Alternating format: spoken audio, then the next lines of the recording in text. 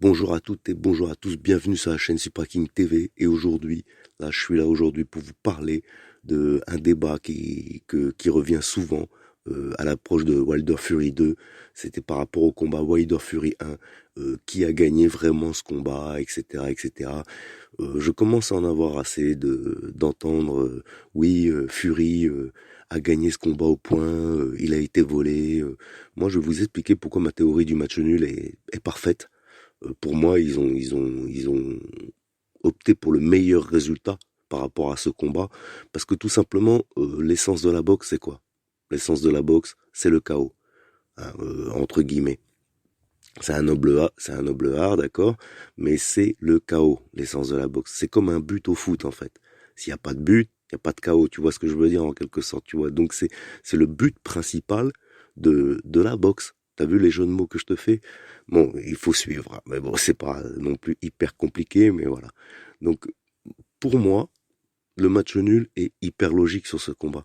Ok, Tyson Fury a dominé techniquement, je l'ai déjà dit dans mes vidéos, il a donné une vraie leçon de boxe à Wilder. Mais tu ne peux pas donner vainqueur le mec qui te laisse sur le combat 2 fois le cul par terre. C'est pas possible. Parce que c'est l'essence de la boxe. Wilder, on peut dire qu'il a marqué 2 buts, hein, dans ce combat. Donc, entre guillemets, quoi. Je ramène ça un peu au foot, mais c'est complètement différent. Mais c'est pour donner un peu l'image de ce que je veux dire. Euh, on te laisse sur le combat. C'est pas comme si Wilder avait mis au sol Tyson Fury 2 fois en début de combat et qu'après Tyson Fury fait une remontada par rapport au combat et qui lui donne une vraie leçon de boxe. C'est pas comme ça que ça s'est passé. Ce qui s'est passé, c'est que Wilder a été dominé et que Tyson Fury nous laisse sur son knockdown, sur le fait qu'il prend une grosse pêche, un gros crochet du gauche de Wilder et qu'il tombe le cul par terre. Et il nous laisse là-dessus. Même s'il termine bien le combat et qu'il se relève et tout, il a quand même eu du mal à se relever sur le dernier punch. Et on voit clairement que hein, ça s'est déconnecté à un moment, même s'il arrive à se relever. Félicitations à lui d'ailleurs, c'était un très beau combat. Mais voilà quoi, il a eu de la chance pour moi que déjà l'arbitre le compte pas dès le début parce que sinon c'était mort pour se relever. Mais donc voilà pourquoi pour moi c'est impossible de donner vainqueur ni Wilder ou ni Fury, et encore moins Fury sur ce combat.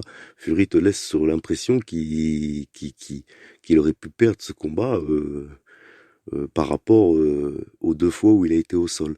Et comme c'est l'essence pour moi de la boxe, voilà, donc vu la physionomie du combat, d'accord, il y a les règles, d'accord, il y a les points, mais il y a aussi du bon sens, hein, des fois. Vu la physionomie du combat, tu ne peux pas donner Fury gagnant. Tu ne peux pas. Tu es obligé de donner un match nul. Et ce n'est pas un vol. Voilà, moi voilà ma théorie par rapport à la boxe. D'accord, il y a les règles, d'accord, il y a les points, mais il y a aussi le bon sens. Et par rapport au combat, je trouve que les juges, ils ont pris la bonne décision et ils ont fait preuve de bon sens. Voilà, c'était King pour Supra King TV. Je vous remercie d'avoir écouté cette petite vidéo. Ciao, ciao.